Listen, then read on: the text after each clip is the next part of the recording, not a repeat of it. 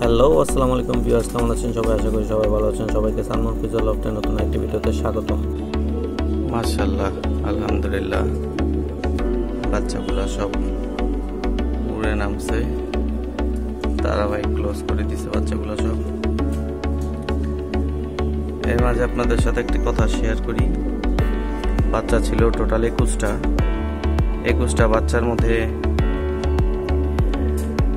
একটা বাচ্চা প্রথম দিন জালালির সাথে মিশে আর আসতে পারে না,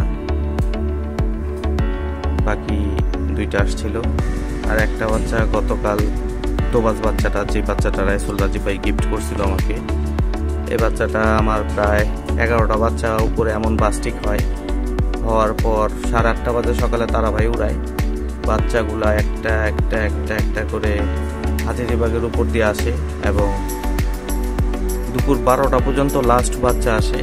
আমার এই যে চুইটাল বাচ্চাটা দুপুর 12টা বাজে লাস্ট আসে। এই বাচ্চাগুলা আধা ঘন্টা 1 ঘন্টা পর পর অনেক খাইটা বাচ্চাগুলো আসছে। প্লাস্টিক হয়ে অনেক দূরে চলে গেছিল সম্ভবত। তো সর্বশেষ আপডেট, তোবাজ বাচ্চাটা গতকালকে আসতে পারে নাই, তো হয়তো কপালে ছিল না। রাজীব ভাইকে ফোন দিয়ে জানাইছি যে ভাই বাচ্চাটা প্লাস্টিক হয়ে নাই হয়ে গেছে বাসার উপর থেকে, তো মেবি অনেক সাইড চেপে গেছে বাচ্চাটা, যার কারণে আসতে পারে নাই। তো যাক, আলহামদুলিল্লাহ, ব্যাপার না। বাচ্চা লাগাইলে 2-4টা বাচ্চা এদিক সেদিক হবেই।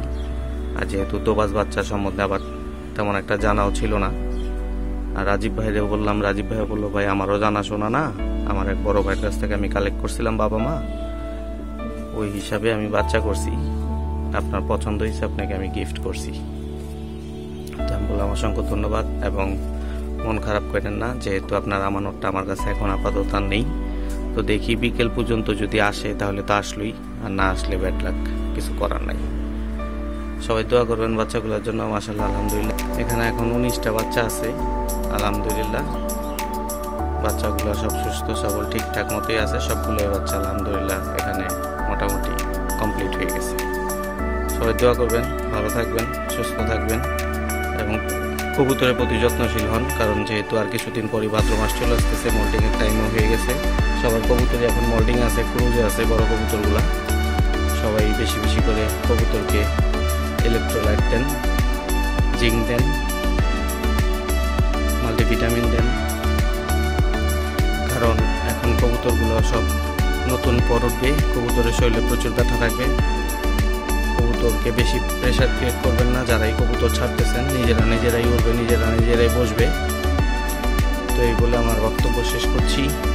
সবাই ভালো থাকবেন, সুস্থ থাকবেন, কবুতরের প্রতি যত্নশীল হবেন। আবারও বললাম, 5 ওয়াক্ত নামাজ পড়বেন। আসসালামু আলাইকুম।